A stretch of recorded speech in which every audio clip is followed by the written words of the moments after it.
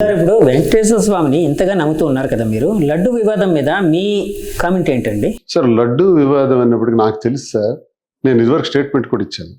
లడ్డు గురించి అక్కడ ఉన్నటువంటి రాతి మీద కూడా చాలా రాతలు రాశారు, లడ్డు ఎలా ఉండాలి అన్నదని. శ్రీకృష్ణదేవరాయల కాలం నుంచి అంతకుముందు కూడా వేలాది సంవత్సరాల క్రితం నుంచి కూడా లడ్డుకు ప్రాధాన్యత ఉంది. దానికి ఒక బోర్డు ఉంది. ఆ బోర్డు నిర్ణయం ప్రకారం అదొక అటానమస్ బాడీ. ఆ బాడీ దాన్ని రూల్ చేస్తూ ఉంటారు, వాళ్ళు ముందుకెళ్తారు. దానికోసం ఐఏఎస్ ఆఫీసర్ ఉంటాడు, ఈవోగా ఉంటారు. ఇదంతా వ్యవస్థ, అదొక పెద్ద వ్యవస్థ, అదొక గవర్నమెంట్, స్మాల్ గవర్నమెంట్. స్వామివారు అక్కడ లడ్డు వ్యవహారంలో ఇలా ఎనిమల్ ఫ్యాట్ కలిపారని ఒక బాధ్యత గల ముఖ్యమంత్రికి తెలిసినప్పుడు వెంటనే దానిపైన రిపోర్ట్స్ రప్పించుకోవాలి. With reports and with records he has to deliver the statement. అతను స్టేట్మెంట్ ఇవ్వాలి. బాధ్యత గల ముఖ్యమంత్రి హోదాలో కోటాను కోట్ల భక్తులతో మనోభావాలు దెబ్బతీసే విధంగా ఎనిమల్ ఫ్యాట్ కలిపారంటే ఏమవ్వాలండి? ఒక్కొక్కడు ఎలా భావిస్తున్నారు? ఎంత అఫెండ్ అవుతాం సార్. మా ఇంట్లో ఏమైనా పోయినా పర్వాలేదు, మనిషి పోయినా పర్వాలేదు. తిరుపతిలో ఇలా జరిగింది, అపచారం జరిగిందంటే భరించలేం. అలాంటి పరిస్థితి ఆయన నోటి నుంచి రావటం, చాలా ముఖ్యమంత్రి గారి నోటి వెంబడి రావటం చాలా ఏంటి ఇంత అనుకున్నాం. ఒక రకంగా నిజంగా జరిగిందా? ఒకవేళ నిజంగా జరుగుంటే ఎవరైతే చేశారో వాళ్ళకి కఠినమైన శిక్షలు పడాలి. కఠినమైన శిక్ష కాదు సార్, రక్తం కక్కుని చేస్తాం. నిజంగా జరిగితే ఒక హిందువుగా, స్వామి భక్తుడిగా నేను చెప్తున్నాను, ఇది మహాపాపం. కానీ అప్పటి చైర్మన్ సుబ్బారెడ్డి గారు దానికి తీవ్రంగా ప్రతిస్పందించారు. తర్వాత వచ్చిన కరుణానిధి గారు నా కుటుంబంతో సహా సర్వనాశనం అయిపోతానన్నారు.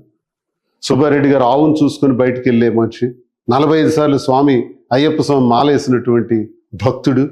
అలాంటి వాళ్ళు అంత క్లియర్గా చెప్పినప్పుడు, ముఖ్యమంత్రి గారు ఆరోపణ చేసినప్పుడు రుజువులతో రావాలి.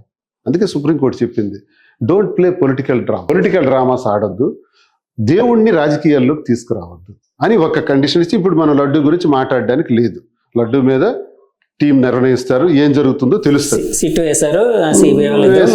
బాగా సుప్రీంకోర్టు నిర్ణయం అద్భుతంతో మనకు వాస్తవాలు ఏవో తెలుస్తాయి. అంతవరకు మనం మాట్లాడకూడదు. వివాదంలో తప్పు ఎవరైతే చేశారో వాళ్ళకి వెంకటేశ్వర స్వామి కఠినమైన శిక్ష వేస్తారని మీరు నమ్ముతున్నారు ఒక భక్తుడిగా, అంతే కదండి? మేడం, శ్రీని గారి పిల్లలు మొదటి భార్య పిల్లలు అని ఎందుకంటున్నారంటే, మీ పిల్లలు ఆయన పిల్లలు మొత్తం 5 అన్నారు. వాళ్ళిద్దరు కదండి. వాళ్ళిద్దరిని చూస్తుంటే మీకేమనిపిస్తూ ఉంటుంది? వాళ్ళని ఏ విధంగా మీరు ఎమోషనల్ గా అటాచ్ అయ్యి ఉన్నారు? నాకు ఎమోషన్ అటాచ్మెంట్ ఏమీ లేదు, కానీ ఒక్కొక్కసారి నాకు బాధ అనిపిస్తుంది. మెచ్యూరిటీ లెవెల్స్ లేకున్నా వాళ్ళ అమ్మ మాటలు నమ్మి నాన్నకు దూరం చేసుకుంటున్నారు. అది చాలా తప్పుగా భావిస్తున్నాను నేను. వాళ్ళ ఫాదర్ ఎంత కష్టపడి పెంచారు, ఎన్ని కష్టాలు ఉన్నా కూడా పిల్లలు కష్టపడకూడదని చాలా ప్రేమతో చాలా చక్కగా పెంచారు. సో అవేవి అర్థం చేసుకోకుండా తల్లి చెప్పుడు మాటలు విని తండ్రిని బాధ పెట్టారు. వాళ్ళు ఒక పిల్లలకి తల్లి అయినప్పుడు ఖచ్చితంగా వారి ఫాదర్ని వెళ్ళి తెలుసుకుంటారు. యాక్చువల్గా మాధురి గారు అంటున్నారు, అంటే తల్లి చెప్పిన చెప్పుడు మాటలు విని పిల్లలు అలా తయారయ్యారని. అంటే తండ్రిగా మీరు ఎప్పుడైనా మీ పిల్లలకి అంటే అటాచ్మెంట్ ఉండేటట్టు అంటే ఎక్కువ సమయం కేటాయించలేదా? అంటే ఒక నిమిషం, ఇప్పుడు బిడ్డ పుట్టిన తర్వాత అతను నాన్న అని ఎవరు పరిచయం చేస్తారు?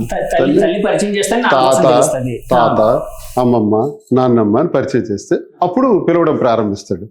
కానీ ఆ పిల్లాడికి చిన్న వయసు నుంచే ఇతను దొంగ, ఇతను మంచోడు కాడు, నేను కోటీశ్వరాల్ని, నేను ఆస్తిపరురాల్ని, మీ నాన్నకేమీ లేదు, మీ నాన్న లుంగీ షర్ట్ గాడు, మీ నాన్న వల్ల మనకేమీ ఉండదు, ఇలాంటి మాటలు నూరు పోస్తుంటే మీకు వాళ్ళ మాటల ద్వారా కొన్ని వాస్తవాలు అర్థమవుతుంటాయి. మా అమ్మకి నాన్నమ్మ అనరు, వాళ్ళమ్మ అంటారు. మా తమ్ముడికి చిన్నాన్నగారు అని అనరు, వాళ్ళ తమ్ముడు అంటారు. ఈ మాటలు ఎక్కడి నుంచి వచ్చాయంటే వాణి కూడా అదే వెర్షన్ మాట్లాడుతుంది, వాళ్ళమ్మ వాళ్ళ తమ్ముడు అని. పాపం తెలియదు వీళ్ళకి, అదే భాష వచ్చేసింది. పిల్లలు మంచివాళ్ళే, పిల్లలు మనసుల్లో భావాల్ని ఆ రకంగా ఇంజెక్ట్ చేసి మీ బంధువుల నుంచి డిస్టెన్స్ అనేది పెరిగేటట్టు చేశారంటారు పిల్లలకి. నేను ఎప్పుడు నా పరిస్థితి ఏంటంటే సార్, ఉదయం 7కు 8కు బయటకు పోతే మళ్ళీ రాత్రి 9కు 10కు రావటం. ఇది దైనందిన జీవితం. ఇంట్లో ఒకటి న్యూసెన్స్ వల్ల, ఈ గొడవల వల్ల ఎక్కువ కాలం బయట గడిపేవాడిని. ఒకవేళ ఇంటికి వచ్చేసిన మేడ మీదకో బయటను కూర్చోవడం చైరేసుకొని ఇంట్లో లోపల ఉండేవాడిని కాదు, బయట. ఇంట్లో ఏం జరుగుతుందో నాకు ఏం తెలుసు. ఒక సిచ్యువేషన్ వచ్చేటప్పటికి వాళ్ళ మాటలు చూస్తే నాకు బాధేసింది. భయం, ఆందోళన ఇవన్నీ కూడా నాకు కలిగిస్తున్నాయి. ఏంటి ఇలా? వాళ్ళకి మహాభారతం, రామాయణం అన్నింటి గురించి కూడా విశదీకరించి చెప్పాను, చదివి వినిపించాను. పిల్లలు ఈ మధ్య ఏమైనా కలిసారా సార్ మీరు? లేదు 2 సంవత్సరాల నుంచి కాదు. ఫోన్లో ఫోన్లో మాట్లాడారు ఏముండదు, వాళ్ళకి ఏదైనా అవసరం ఉంటే మెసేజ్ పెడితే ఇమీడియట్ గా డబ్బులు అలా కాదు, ఇప్పుడు కూడా పెడుతున్నారా? ఇప్పటికి కూడా వాళ్ళకి ఏదైనా అవసరం ఉంటే 2 లక్షలు పంపించండి, 1 లక్ష రూపాయలు పంపించండి అంటారు, వేస్తాను. తండ్రిగా మీ బాధ్యత నిర్వర్తించాలి. మేడం, ఇప్పుడు మీ పిల్లలు ఉన్నారు అంటే యాక్చువల్గా వ్యక్తిగత జీవితం కోసం ఎక్కువగా లోతుగా వెళ్ళడం నాకు ఇబ్బందికరంగానే ఉంది. కానీ ఇప్పుడు మీరు ప్రజా జీవితంలో ఉన్నారు, ప్రజలు అందరూ మీకోసం మాట్లాడుకుంటున్నారు కాబట్టి అడుగుతున్నాను, మిమ్మల్ని ఇబ్బంది పెట్టాలని అంటే అలాంటి కోరిక నాకు లేదండి. సో ఇప్పుడు మీ పిల్లల కోసం చెప్పాలి అంటే ఏం చదువుకుంటున్నారు, వాళ్ళు ఇప్పుడు జరిగిన పరిణామాలని ఏ విధంగా చూస్తూ ఉన్నారు? నా పిల్లలు ఇంకా 9th క్లాస్ 9 years 10 years పిల్లలు అండి. 5th క్లాస్ 6th క్లాస్ చదువుకుంటున్నారు. వాళ్ళకి నేను పడిన బాధలు, నేను పడిన కష్టాలు, నేను ఎటువంటి సిచ్యువేషన్స్ ఫేస్ చేశాను, ఏ ఫేజ్ దాటుకుని ఎలా వచ్చానో అన్నీ తెలుసు, అన్ని దగ్గరని చూశారు. సో పిల్లలు నన్ను తల్లిగా అర్థం చేస్తున్నారు, నా బాధ ఏంటో తెలుసుకొని నాకు సపోర్ట్ చేస్తున్నారు. సో వాళ్ళని నేనే చూసుకుంటున్నాను, ఎప్పటికీ ఇంకా బాగా చూసుకొని వాళ్ళకి ఉన్నత చదువులు చదివించి ఉన్నత స్థాయికి తీసుకెళ్తాను. దానికి నాకు శ్రీనివాస్ గారు కూడా సపోర్ట్ గా ఉంటారని నేను నమ్ముతున్నాను. ఏం చేద్దాం అనుకుంటున్నారు నేను ఏం చేద్దాం అనుకోరు కాదు, నా ఉద్దేశం ఏంటంటే తల్లిదండ్రులు పిల్లలు పుట్టగానే పలానాడు ఇంజనీర్ ఇలాగనే సరదాగా అనుకుంటూ ఉంటారు కదా, అలాగే మీ పిల్లల కోసం అలా లేదు. కానీ రెండో పాప స్పోర్ట్స్ లో ఫస్ట్, తన కరాటేలో కూడా గోల్డ్ మెడల్ ఛాంపియన్. రెండో పాప మొన్న నేషనల్స్ లో కూడా గోల్డ్ మెడల్ వచ్చింది. తనకి ఐపీఎస్ ఆఫీసర్ అవ్వాలని తన కోరిక. పెద్ద పాప అంటే తనకు కొంచెం మోడలింగ్ ఇలాంటి ఇంట్రెస్ట్ ఉంది. ఇంకా చిన్న పాప చిన్నది ఇంకేమో తెలియదు తన ఆలోచన. పెద్ద పాప మోడలింగ్ ఇంట్రెస్ట్ ఉందని అన్నారు కదా, ఇప్పుడు ఎలాగ మీరు ప్రొడ్యూసర్ గా కూడా మారారు, ఆయన పెట్టి తీశారు, శ్రీని గారిని పెట్టి సినిమా, ఇంకోటి కూడా ప్లాన్ చేస్తున్నారని విన్నాను నేను.